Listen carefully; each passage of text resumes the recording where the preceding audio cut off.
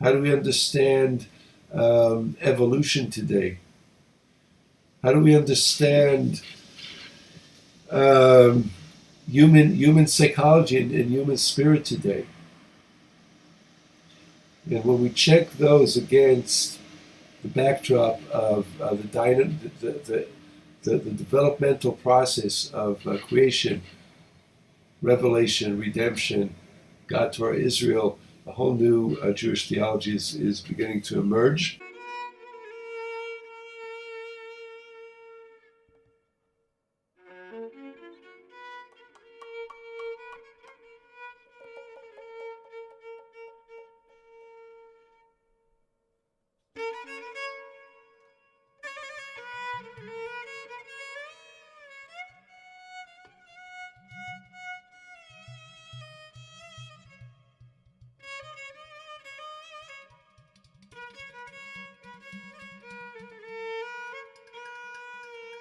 We're back with Credo of a Modern Kabbalist, Rabbi Zalman Schachter Shalomi and Rabbi Daniel Siegel.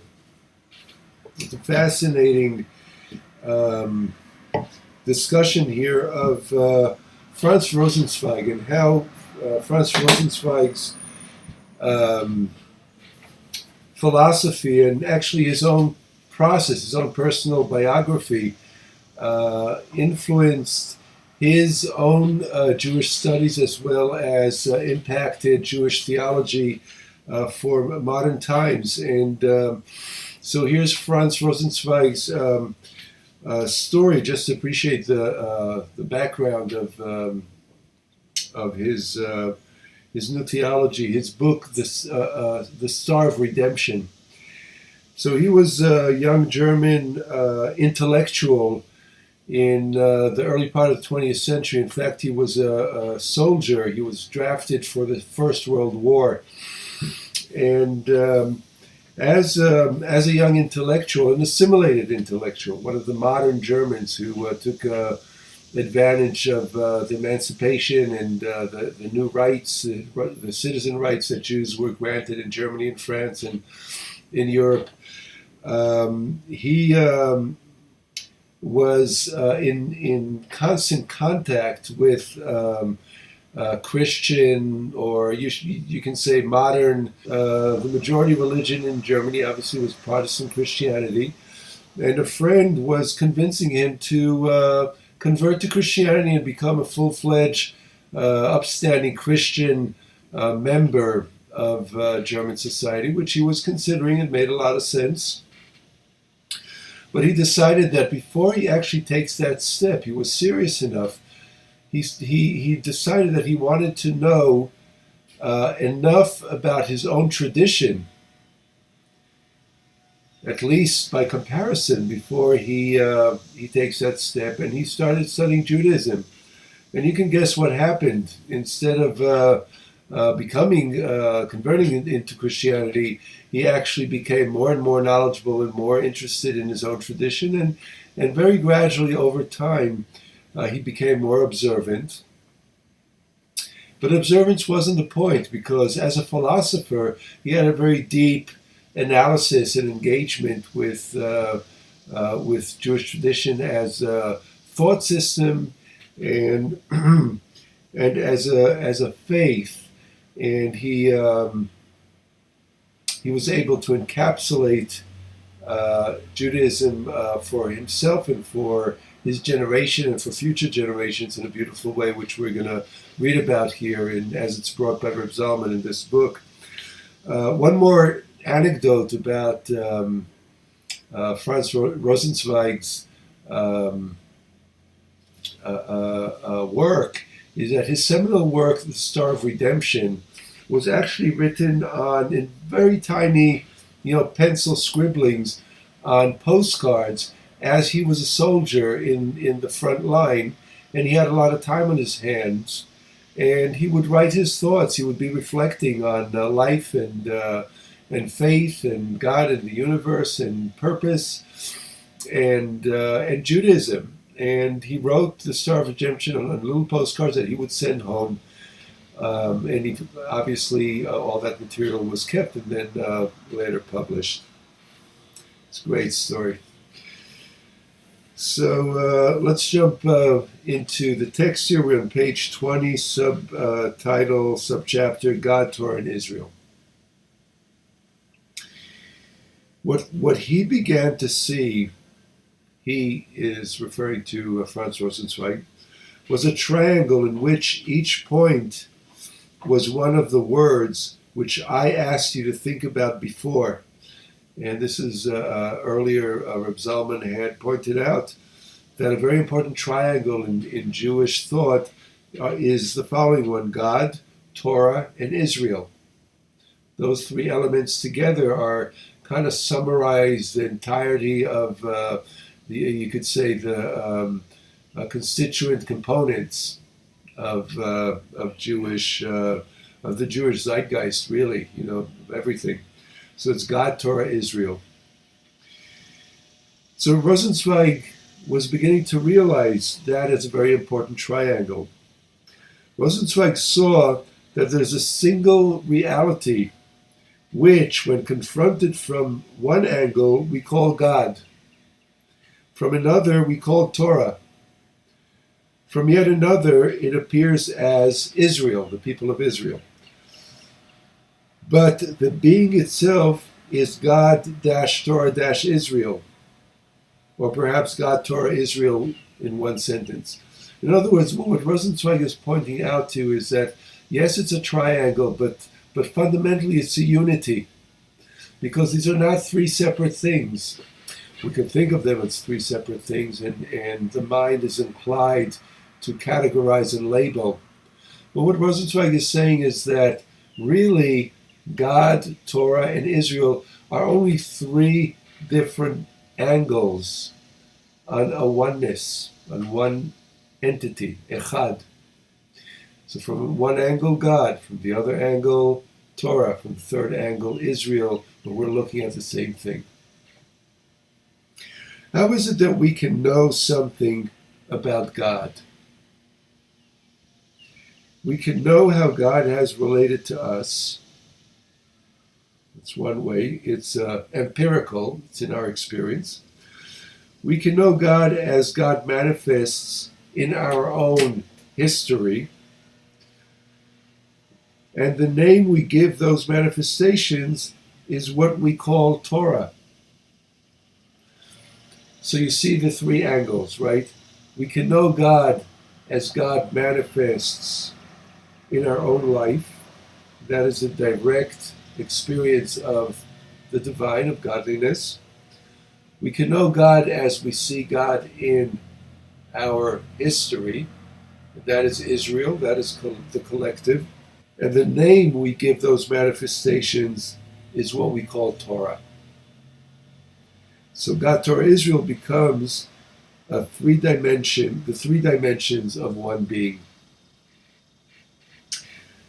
And let us continue. This is where Rosenzweig brings a chiddush. Chiddush is a Hebrew Yiddish for something new, a revelation, as it were. At the same time, there are three functions which operate among those three dimensions: creation, revelation, and redemption. Taken together, they form another triangle. And this is Rosenzweig's insight. So within those three dimensions of reality, of the Jewish reality, of God, Torah, Israel, there are three functions. And we can see that in text, in Torah as well. And those are creation, revelation, and redemption.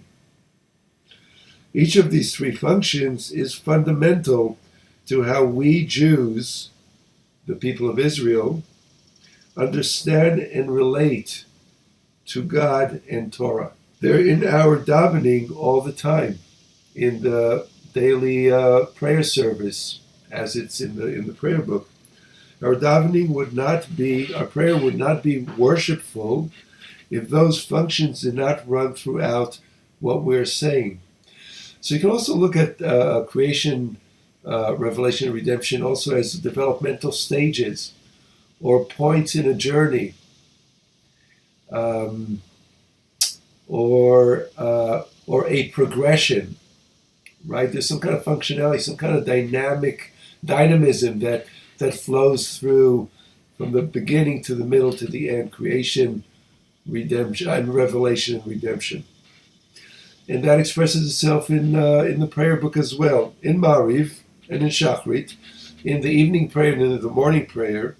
The first paragraph is about creation. The second is about revelation. By the way, what does revelation mean in the context of Torah? It means the giving of Torah at Mount Sinai, the revelation, right? So God reveals the Torah to the people of Israel. So in the prayer book, we start by praying about remembering creation. And then we mention revelation, that is the giving of the Torah at Mount Sinai. And directly after the Shema, we speak of redemption. And redemption is, in Jewish theology, is the ingathering of the diaspora back in Israel, the coming of the Messiah, the whole the whole stories and all the myths about the end of days is redemption. There is a good ending to all of this, according to Jewish tradition. These two triangles together, so we have the two triangles, we have God, Torah, Israel, we have creation, revelation, redemption. These two triangles together form the Magen David, a Star of David, right? One triangle and then an upside down triangle, laid one upon the other, create the Star of David, which is also Rosenzweig's Star of Redemption, hence the title of his book.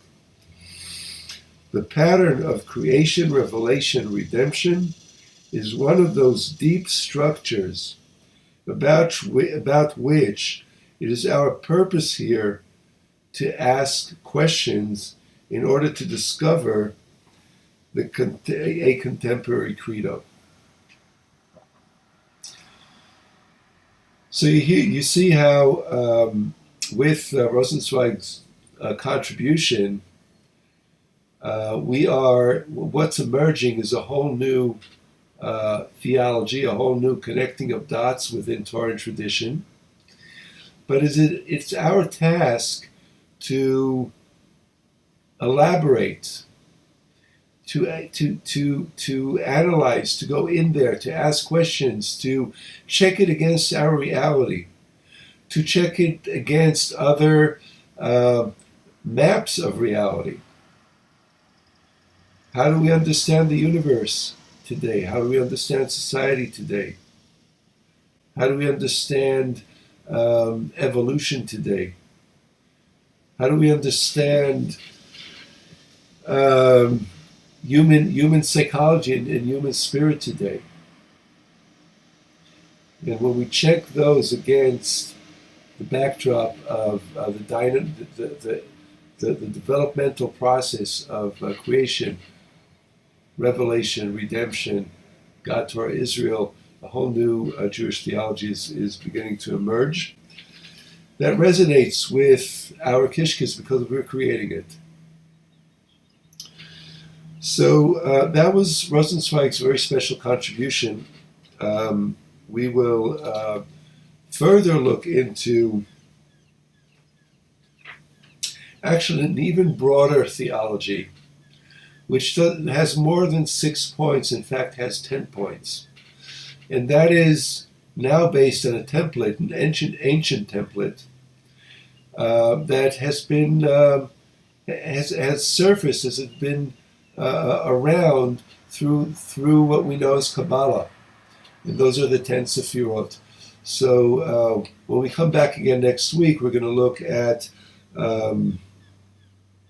one more triangle from the Mishnah, and then the 10th point, value point that is uniquely Jewish, which is covenant. And taken all together, the book is going to help us to start form a new understanding of what Judaism is about and what is the message and what is the contribution, actually the critical contribution of Jewish thought, of Torah and tradition to the redemption not of only of our own people, but really the redemption of humanity and the planet. And I want to say that with that we're going to, this is as far as we're going to go in our reading. Today we read till page 20 and 21. I also want to acknowledge and dedicate this lesson to the victims and the survivors of the horrendous attacks this past weekend in El Paso and Dayton. May our words of Torah and our study of Torah and our elevation of our spirits and minds contribute to peace and to really quick resolution to the crisis that I judge that we American society are experiencing ongoing for several years now, with sympathies and prayers and grief with the communities in El Paso and in Dayton. So to summarize our lesson for today, Rosenzweig was a philosopher by trade and a seeking Jew, like you and I. He decided to know everything there is to know about his own tradition before assimilating into the Christian majority open society of early 20th century Germany. It's a little ironic to say that because obviously at the time of Rosenzweig's development in the early part of the 20th century, nobody knew where that open society in Germany would actually be taking us Jews, other minorities, and the entire continent of Europe. So again, Rosenzweig was intent for his own intellectual honesty and integrity. He wanted to know everything there is to know about his ancestral tradition before he takes the step that he actually had already decided upon. It made sense to him to convert to Christianity, become an upstanding, full Christian member of the enlightened German society that he was a member of. He encapsulated all of Jewish knowledge through the 6-point star, the star of redemption, as he describes it in his book. And those three triangles are God, Torah, Israel, and the two triangles, rather, that he put together were God, Torah, Israel, creation, revelation, and redemption. Obviously, we're going to look further into how those intersect together with the 10 Sfirot, with another triangle, and how that comes together into a greater template for understanding Judaism in our time. Rav Zalman suggests that wrestling with the triangle specifically of creation, revelation, and redemption will help us find a new theology for our times. Thank you so much for joining us for this lesson today. I'm Rabbi Reuben Modig with Hebrew Learning Circles and with Makom Halev Community here in Nyack, New York. It is an honor and a privilege to engage with you in study. Again, I want to acknowledge that we're studying here, we're bringing a little bit light into a dark day after this past weekend. If you're inspired, please like and subscribe. If you're watching us on YouTube, click the red subscribe button below. If you're watching us on Facebook, leave your comments. Anybody, leave your comments. Let's keep the conversation alive and going. For now, wishing you a blessed day. Shalom.